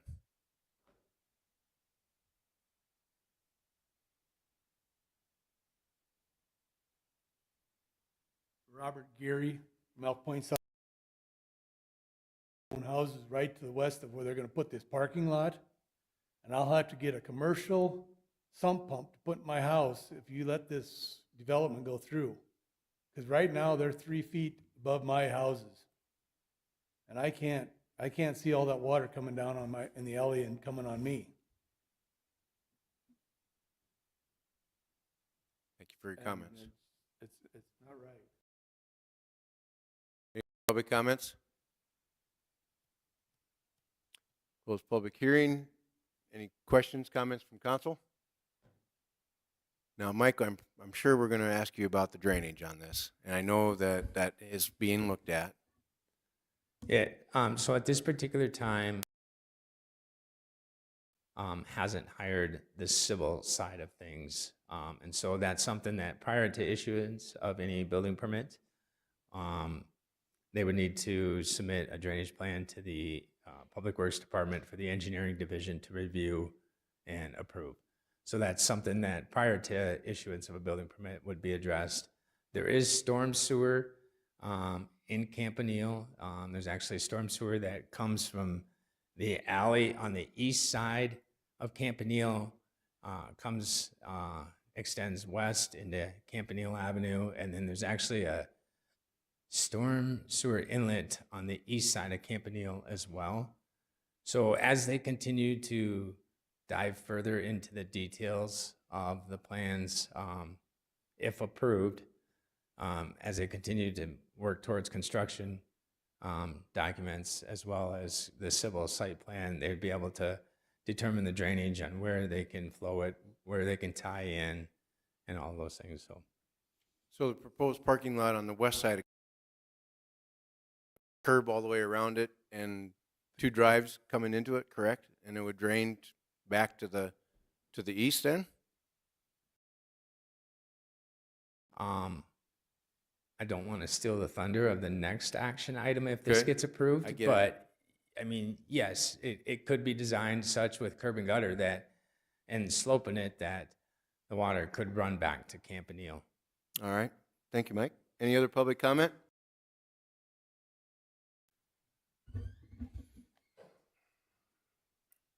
On that parking lot, Well, we might. I we'll need, find like out. to ask. On my farm ground, and it's one big lake running all over.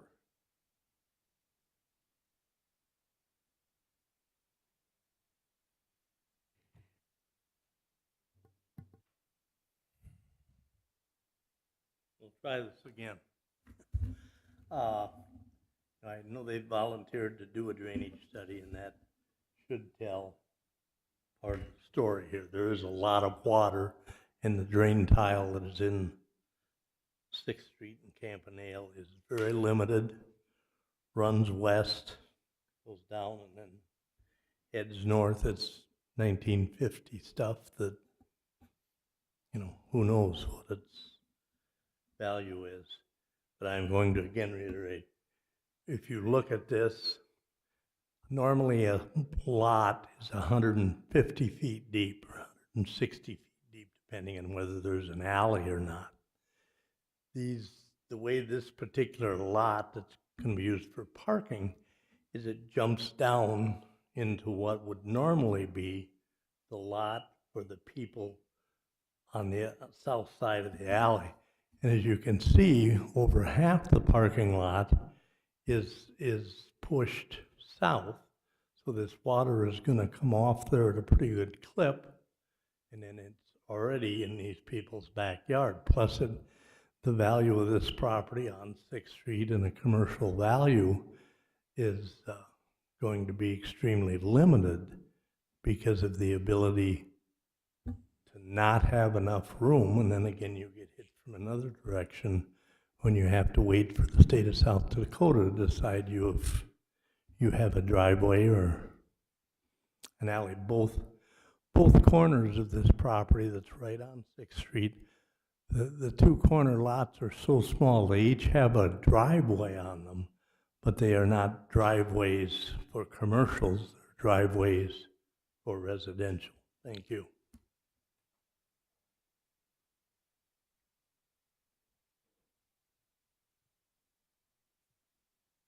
Jay Larson, 1347 5th Street, and just talking from experience, the development that has happened around where I live, we never had a sump pump for 35 years. Then construction was happening with banks, with other properties, and now our sump pump hardly ever stops, just goes.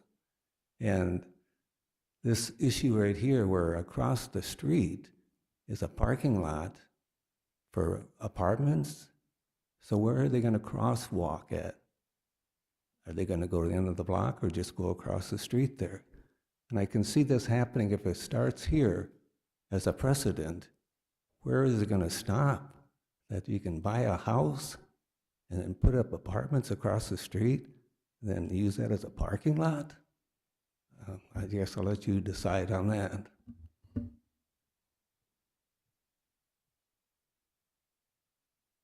Any other public comments? Member Specker. So I just want for the zoning only, and we're not talking about the actual plans at this point. Mhm. Okay, thank you. Please call the roll. Tilton Burn, Aye. Wendell, Aye. Avery, Aye. Doran, Aye. Niemeyer, Aye. Rasmussen, Aye. Specker. Aye. All right. Item 11A, action on initial development plan for Campanile Flats. Mike will present this item to us. Thank you, Mayor and members of the council. Initial development plan, which is part of the plan development process. So when you to submit an initial development plan that shows your site concept, and then would also show, eventually get to the point where it shows the elevation drawings and you get to review the design of the structure and things like that. And so this is the initial development plan that is presented before you tonight. So there's two components of it. On the east side of Campanile, is the main structure. The first floor is all covered parking, and then there's 4 floors of residential units above that. Excuse me. They are kind of looking at a unique design in that a couple of the upper level floors are kind of, I'll call them notched out, where they face their open concept to the west towards Campanile, and that there'll be open space, common area space for the tenants in this particular location. They are asking for some exceptions as part of the plan development district process, a reduction of parking by 10 stalls. The allowed shared parking on the lot across Campanile. Reduced setbacks for the parking lot. So along the alley, they're proposing some parking just off the alley, so they're not able to achieve the landscaping requirements along that alley because of the parking there. As well as the reduced setbacks for the parking lot itself. When they initially brought the proposal to us, we told the development team city is not comfortable granting access to that alley because that alley is unimproved at this time. It's actually not a publicly dedicated alley. And from this particular location going north to the south, it is. So we didn't feel with the parking lot that they should be using the alley as a primary access point. So we asked them to redesign their parking lot and to achieve the parking spaces needed to feel confident with this project moving forward. They are asking for some reduced setbacks on the side yards to the north and south, in which case they will be able to screen some of that headlight and the vehicle parking with fencing materials. Back to the east side, there is a request for a reduced buffer yard to the south. So when we have a buffer yard requirement, so when the building gets over a certain height, in this case over 30 feet, the buffer yards adjust accordingly to provide more screening and space between the property line and the structure itself. The first floor is at the setback, and then the upper floors are recessed back.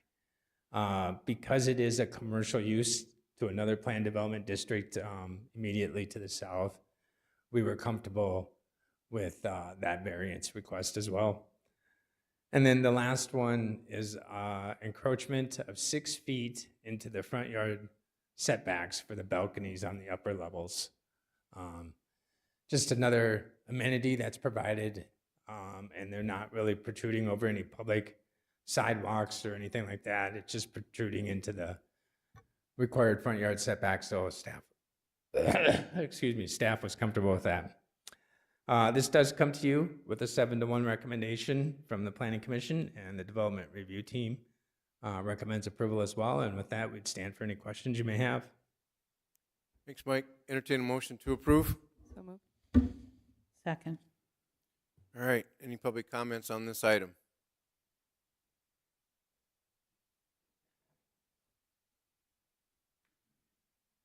Hello, my name is Sean Storhaug. I'm one of the developers.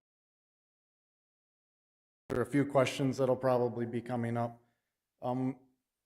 As we've been working with the city on this, we've been to the DRT several times and trying to massage things to make everybody happy. BMU, Swiftel, Street Department, Engineering Department.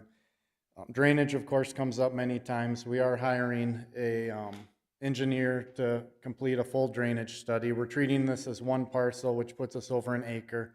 So we have to complete a drainage study before we're given a building permit.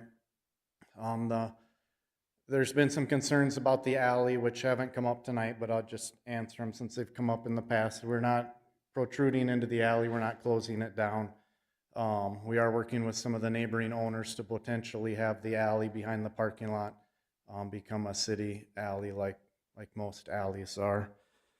I also wanted to talk about some of the variances. So when we've talked with the city about variances, it's been a back and forth discussion. It's not just things that we've brought up. For instance, we talk about patios overhanging. Ryan Miller likes to bring up what's underneath the patio. Do we have a sidewalk underneath there? If we do have a sidewalk, we need to move the patio or we need to move the sidewalk. So there's back and forth discussions to make sure that the things that we bring up are safe, that the city's on board with those. And in this one, we are hoping to work with the city to provide some boulevard parking, which again is not part of the parking plan as presented. And we envision that as being a service provider area for parking, not a long-term thing. So the post office would park there, the delivery trucks, maybe an HVAC person or something like that. But we're not proposing that for overnight resident parking. So, do you have any questions? Okay, I'll We be have any- available if any come up. All right. Thank you. Thanks, Sean.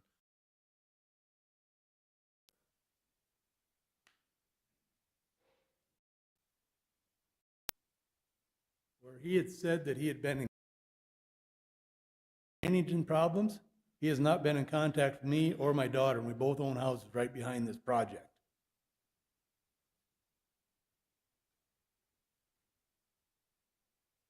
Any other public comment?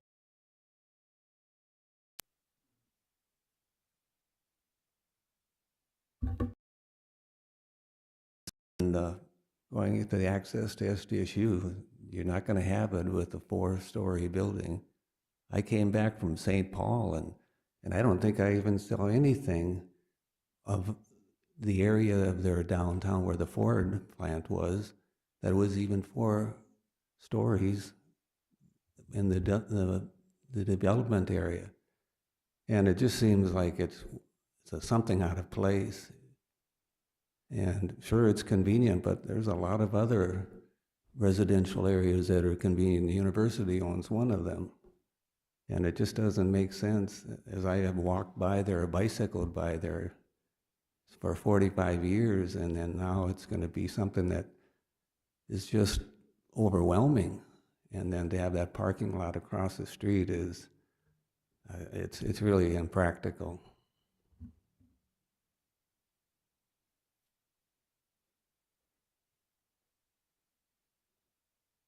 Hi, Sean Storhaug again. I just wanted to clarify on Mr. Geary's comment. If I said drainage, I didn't mean that. It's the alley access that we've been working with. Katie Murray presented a document and asked all of the neighboring owners to sign it that she, I believe, has presented to the city that we did sign that would turn over that portion of our property to the city for the alley. So if I did misspeak, I didn't mean Sean, to. you're talking about the alleyway on the east side of Behind the the building. parking lot. Right now,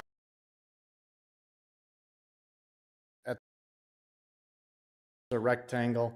That's the only city-owned portion of that alley. Everything else where the white starts all the way up to 7th Street is actually privately owned. So everybody's lot goes back to the middle of the,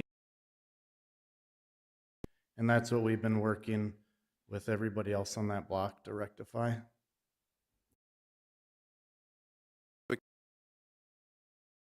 Close public comment. Councilmember Tilton Burn. I have 2 questions on this. One, individuals parking there will get over to the apartment building. Will there be a crosswalk? In this image, it looks as though there might be a crosswalk located there. Will there be one established there for that purpose? So those are part of the discussions that we've discussed within the development review team, working with the engineering division, Public Works, on where they feel is appropriate spacing for that crosswalk from the intersections, as well as what sort of signage would be needed. But there is a proposed concept that a crosswalk could be provided there. And my second question is in relation to the comments that Mr. McClemens had made.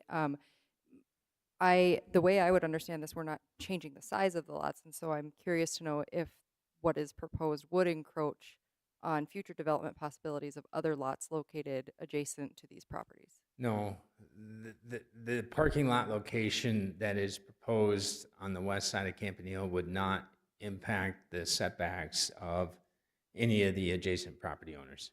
Each individual lot has to meet the setbacks for that particular zoning district, and that adjacent development wouldn't impede upon their ability to do a project, wouldn't alter their setback requirements. Councilmember Wendell? Thank you, Mayor.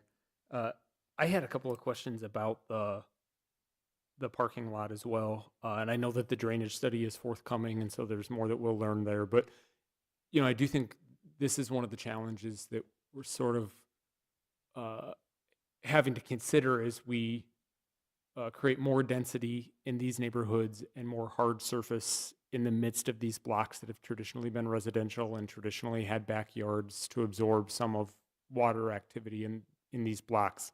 In some of the other blocks where we've, you know, created parking lots to accommodate other higher density buildings along 6th Street or in the adjoining blocks, have we seen impacts to some of the neighboring yards? Mr. Larson referenced the activity of his sump pump. Have we gotten complaints from neighbors in terms of the impact of drainage on their yards in this neighborhood? I just don't know if I can necessarily speak to that, because if it did, you know, any complaints would have maybe came into the engineering division. I don't recall. You know, in high rain events, I'm sure there's probably some impact. But I don't know if we've received any complaints or concerns about it. I can check with the engineering division to see on some of these other mixed-use projects of recent development, if we'd noticed an increase in concerns or complaints from the neighbors about runoff, or if they've pretty much handled how they were designed.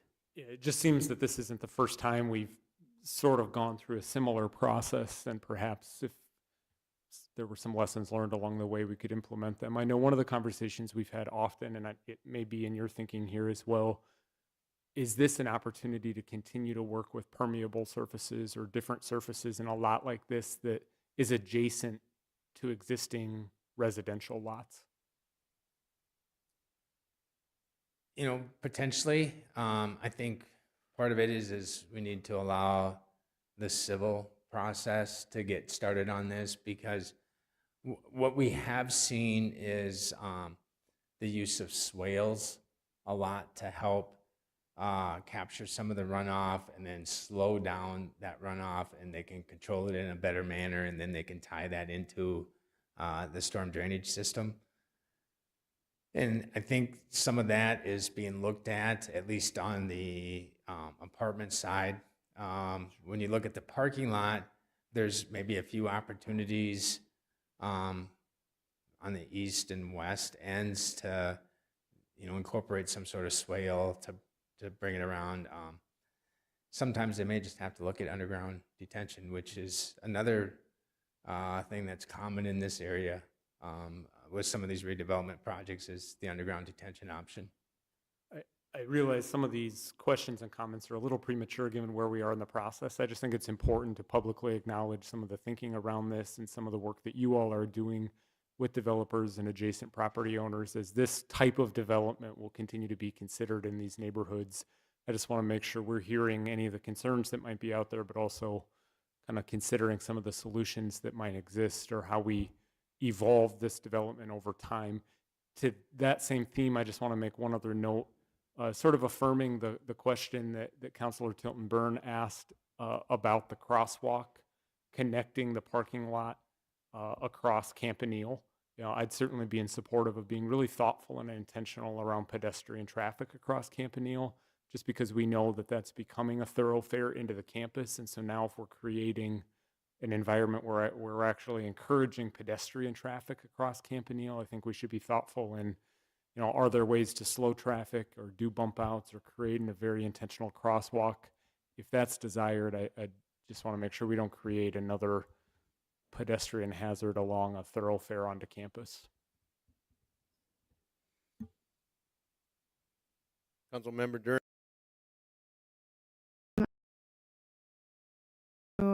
Increase traffic. I was wondering if there has been or will be a traffic study conducted, or other ways that you've considered safety around the increased traffic of this area?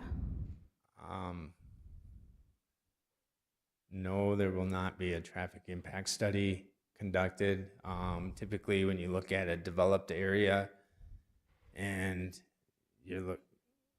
it's a built-out environment. I mean, ultimately, there's not the ability to build new streets in this location, so a lot of times a traffic impact study is looked at to help identify what improvements might be needed from expansion of the roadway, or I suppose it could potentially look at stop sign type locations and such. But a traffic impact study hasn't been identified as being needed for this particular project. That's all. Thank you. Councilmember Specker. Yes, speaking of the traffic, and I've mentioned this earlier today to some people, but the light that's on 6th Street at 12th, it seems like that, I mean, that was a main route into campus before they redid campus. And you had a road that went into campus there between the math building and engineering. That road no longer exists. So 12th Street is essentially a dead end, but that's where the light is on 6th. So to me, it seems like there might be some consideration of moving that light down to 13th. And I know it's the state will determine that, but I think it would be something to consider in terms of the traffic that's going to be on Campanile versus 12th. So, Councilmember Specker, you are correct. That traffic signal is controlled by the South Dakota Department of Transportation. I believe the request has been made, it has been studied, and has been determined that it's not going to be moved. But could that change based on the development that's occurring here? I mean, this is going to increase a lot of traffic from down Campanile to 6th. Potentially, for the DOT, what they would more than likely do is wait till the project is developed, and then they would have to do study and do traffic counts and such. But it's not just the traffic north of 6th Street, it's also the traffic south of 6th Street, and 12th Avenue south of 6th Street gets used more than 13th Avenue does. Okay. And part of it is if you've driven 13th Avenue, it's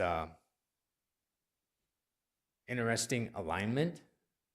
A lot of the intersections are offset, and then there's also a lot of dips. I think that it might be part of the reason why it's not as heavily used south of 6th Street, because it's kind of zigging and zagging back and forth, and there's a lot of dips, and and so it's a great traffic control speed measure. But 12th Avenue does get utilized quite a bit south of 6th Street. Okay, thank you. Any other? Please call the roll. Wendell. Aye. Avery. Aye. Noren. Aye. Niemeyer. Aye. Rasmussen. Aye. Specker. Aye. Tilton Burn. Aye. Okay. Item 11B, action on resolution 24-056. A resolution authorizing the licensing of Genesis Farms LLC as a medical cannabis dispensary in the city of Brookings. Bonnie Foster will present this item. Mayor and council members, Genesis Farms, which has owners Justin Johnson, Marlon Erickson, and Troy Erickson, are seeking approval of a medical cannabis dispensary license at 2035 Orchard Drive. This is in that strip mall which abuts the railroad tracks west of the Casey's location off of 22nd Avenue. All required documents along with proof of lease for this location have been reviewed and approved by staff. If approved, the application will be shared with the state and it will go through the state approval process.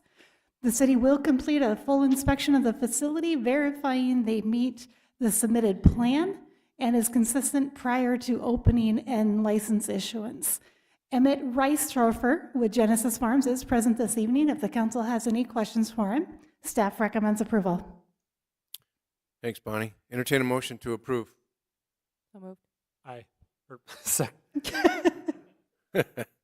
Any public comment on this item? Sir, if you want to come up and Emmett Reistrofer, Director of Farms. We currently have 8 locations around the state. I live in Rapid City, but I have the pleasure of going around the state.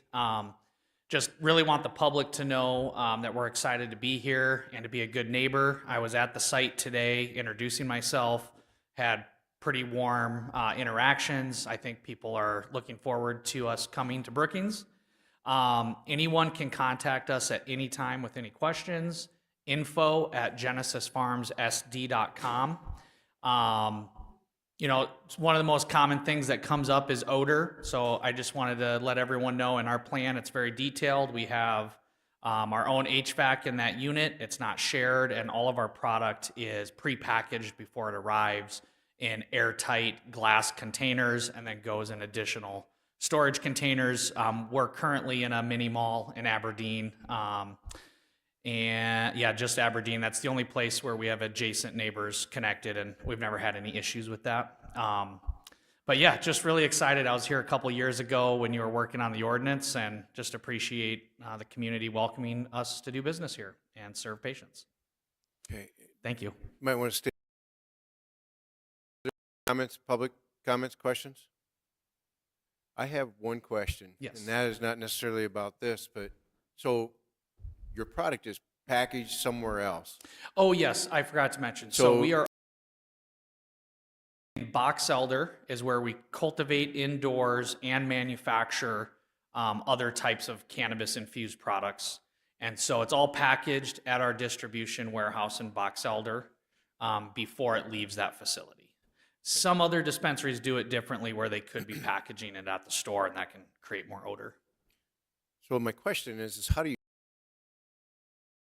Of course, the security plan, we always want to be a little sensitive with that, but agent has security training. It's very discreet. There's no logos on the vehicle. We even track the vehicle's movement. We have check-ins with the driver at the start and the end. The state also uses a software program where we register every transport manifest. So there's a record of departure and arrival. We do a pretty good job of sticking to that schedule as close as possible, which can be difficult when you're driving from Box Elder to Sioux Falls and Aberdeen, but our driver's pretty good. We do have a backup driver as well if there's ever an issue. We always have multiple agents present when the vehicle is loaded and unloaded. You know, and at this location, we'll probably plan deliveries early in the morning before the store opens, because we don't want to do deliveries when patients are there at the same time. thank you. Any other questions, comments? Aye. Doran. Aye. Niemeyer. Aye. Rasmussen. Aye. Specker. Aye. Tiltonburn. Aye. Wendell. Okay. Item 11C, action on resolution 24-054. A resolution authorizing the city manager of the city of Brookings, South Dakota to sign the agreement to dissolve the Brookings Regional Railroad Safety Authority. Our city attorney, Steve Brisman, will address this item. Thank you, Mayor. I'll comment on both this agenda item and the next one because they're somewhat linked. But I met with, probably a couple of years ago, it probably was, met with staff from the county. Excuse me, Steve. We're having a hard time hearing you. Give this a try. Met with staff, state's attorney, and county commission assistant, and we evaluated the regional railroad authorities. And I have quite a bit of history with these two authorities because I was around in '96 when the Brookings County Regional Railroad Authority was established primarily to support the South Dakota soybean processors rail spur development. And that one, there's clearly a need for that type of railroad authority for issues such as financing and development of railroads in the county of Brookings. And so the second agenda item would allow the city of Brookings to join that regional railroad authority. This agenda item then would address the dissolution of the Regional Railroad Safety Authority. Very similar names, but it's actually a separate authority. It was established about the same time as the Powder River coal development plan was proposing to bring 30 plus train cars of coal through the city of Brookings. And we thought that we needed to just focus on safety with respect to a separate authority. But that project, of course, was terminated. And it seemed as if the Regional Railroad Authority could look at both finance issues and safety issues, and so that we really only need the one Regional Railroad Authority for Brookings. And so the first action item would be a resolution to dissolve the Regional Safety Authority, and then the second one would be for the city of Brookings to join. We have benefited, even though we were not a member of that Regional Railroad Authority, we have benefited through projects that they've supported and discussed. So we haven't missed the boat as far as railroad development, but now we'll be an active member of that. And the county has approved their action items similar to those that are before you tonight. Thanks, Steve. Entertain a motion. Any public comment on this item? Council questions, comments? Council Member Specker. So essentially, you're talking about and then rejoining the county authority. They're both county-wide authorities under the same chapter of state law. They're both county authorities. A city safety authority, it did involve county and city issues with respect to safety, railroad safety. Any questions, comments? Please call the roll. Doran. Aye. Niemeyer. Aye. Rasmussen. Aye. Specker. Aye. Tiltonburn. Aye. Wendell. Aye. Avery. Aye. All right. Steve pretty much explained that one. 11D, action on Resolution 24-58, a resolution authorizing the city to join the Brookings County Regional Railroad Authority. And I will entertain a motion to approve. So move. Any public comment on this item? Steve, do you want to make any more additional comments? We pretty much got it handled. Council, questions, comments? Please call the roll. Niemeyer. Aye. Rasmussen. Aye. Specker. Aye. Tiltonburn. Aye. Wendell. Aye. Avery. Aye. Doran. Aye. That's pretty much the items for the evening. We have a study session on June 25th.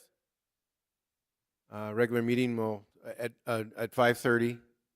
Discussion and presentation on downtown safety. Chief Drake and our assistant to the city manager, Sam, will be presenting that item. And at 6 o'clock, we have a regular meeting. A couple things on our consent agenda. Right now, we have no change orders, no presentations, reports, ordinance, first readings, or second readings. But we do have a child care funding, ARPA identified funds allocation consideration, which we were presented to tonight. So, and we will have progress report. Paul, you got anything? Okay. Councilmember Wendell? Oh, you didn't want anything. Councilmember Avery, do you have anything coming up? I just had a recommendation that we look at the maybe sunsetting the No Mow May regulations that we enacted 2 years ago. Of all the different things that we hear about, is one of the most common complaints among people in Brookings is No Mow May. They don't like the looks of it. They don't think the science is there that we originally talked about as far as benefiting the insect population. So I just think it's time to look at maybe putting an end to that. I don't know what the best way to do that would be, a direct ordinance or a recommendation to the Sustainability Council, or? Yeah, that's up to council. You can do a number of different things. We can bring it back to you as an opportunity for you to have that discussion at a work session, a regular meeting to dissolve the ordinance. I know at the Sustainability Committee at the next month's meeting, they're actually having this discussion. So my personal recommendation is if you have concerns, maybe make them known tonight. And then Sam can take that back to the Sustainability Committee. She then can bring back any recommendations from the Sustainability Committee as you consider elimination of that ordinance. But once again, it's completely up to you as council if you would just like to jump to bringing it back. You know, I think that's fine to talk about it there, and we have another year to work on it, I guess. Councilmember Specker, you have a comment on this? Well, this is more a recommendation for Sam to take to sustainability, but maybe with our vouchers that we had this year for the landscaping, not the trees, but the plants, maybe that could be sort of moved over to sustainability in terms of pollinator plants. And I know someone in horticulture at SDSU had made some recommendations on things to do rather than the no-mow, different plantings and stuff. So it just seems like that might be a nice place that they could start looking at. I guess I would add to that myself. I'm a flower guy, and I've mowed my lawn this year and I've planted more flowers. My wife gets to water them when I'm out of town all the time, but that's the downside part. But otherwise, it's a good thing. Any other comments, questions on that item? Any other items that want to be brought up? Councilmember Duran. Thank you, Mayor. I would just plan or business plan that the collaborative discussed today would be shared with council before we vote on the allocation of the funds. Okay. We have a second for that? Second. All right. Moved and seconded. How are we going to do that? Are we going to, Paul, you want I can go and take convey that on? that to the help that resolution to bring back to council at the next meeting so we can make sure and have that available for council. Okay. Call the roll on that. Aye. Specker. Aye. Tiltonburn. Aye. Wendell. Aye. Avery. Aye. Doran. Aye. Niemeyer. Aye. Okay. Entertain a motion to adjourn. So moved. Second. All those in favor say aye. Aye.